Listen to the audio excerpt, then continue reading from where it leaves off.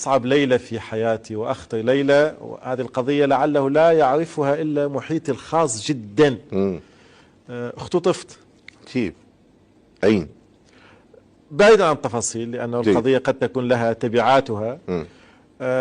جهة ما اختطفتني وحملتني من مدينة إلى أخرى، لعله كنت في بيت أو 800. نعم، اقتحموا بيتي واختطفوني طبعا مجموعة لأجل قضية مسلحين. نعم لأجل قضية التشيع والحوارات العقائدية.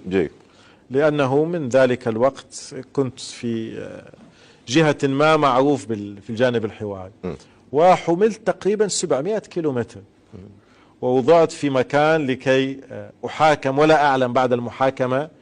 ما طبعا الجهة ليست جهة ليست رسمية طبعا. نعم، جهة تفاصيل الطريق احكي لي. يعني ما في الطريق أيقنت أنه الموت.